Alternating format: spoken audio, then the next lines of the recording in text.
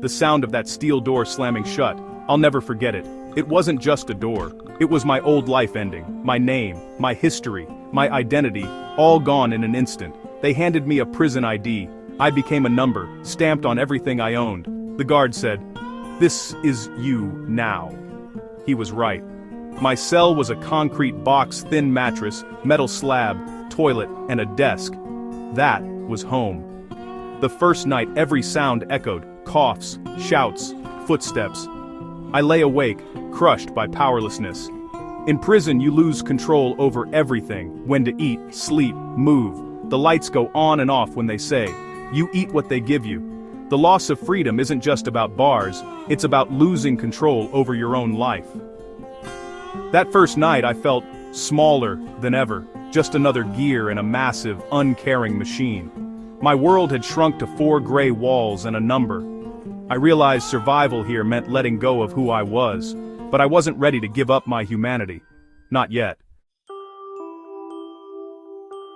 Day 1 is a crash course in survival. The unwritten rules matter most. Don't stare. Don't show weakness. Walk with purpose. Every interaction is a test. Fail, and you pay.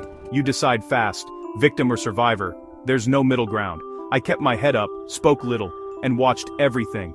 The yard, chow hall, showers. Danger is everywhere. One wrong move, and you're a target. You're always on high alert, reading tension before it explodes. Making friends is risky, but you need someone to watch your back. My first cellmate, an old-timer, taught me the basics. Secure your stuff, mind your business, spot trouble early. We weren't friends, but we respected each other. That was enough. In a place built to break you, even one ally can keep you going.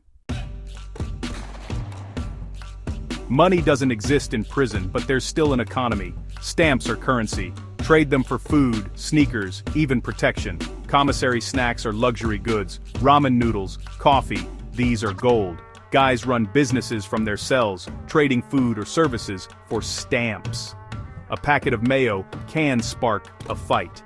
I saw it happen. Shouting, punches, both men dragged to solitary. In here, small things become huge. When you have nothing, everything matters. Violence is part of the background. At first, it shocks you. Then you get used to it. You learn to step aside, let it play out, and keep your head down.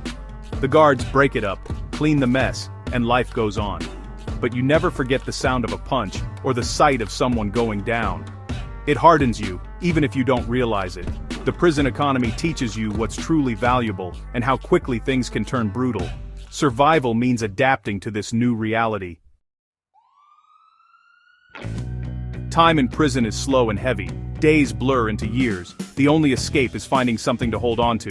For me, it was books. The library, a dusty room, became my sanctuary. I read everything. Novels, history, science. Books kept my mind sharp and gave me hope. Letters from home were treasures. I read them over and over, clinging to every word. One photo of my family was my anchor. I looked at it every night, reminding myself why I had to survive. Visits were bittersweet, seeing my family through glass, talking on a phone, pretending I was okay. The pain of separation was crushing, but their love kept me going. In a place built to break you, hope is the most precious thing you have. It's what kept me alive. Release day was surreal. After 10 years, freedom felt overwhelming.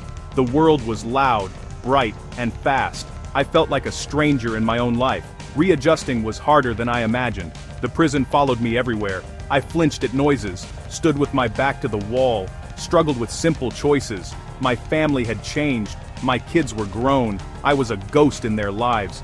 Rebuilding trust took time and patience. We had to learn to be a family again. Prison taught me survival isn't just about toughness. It's about holding on to hope and humanity. Leaving prison isn't the end. It's a new, difficult chapter. Every day, I fight not to let my past define me. Life after prison is about learning to live again. One small choice at a time. And that's the real challenge, and the real freedom.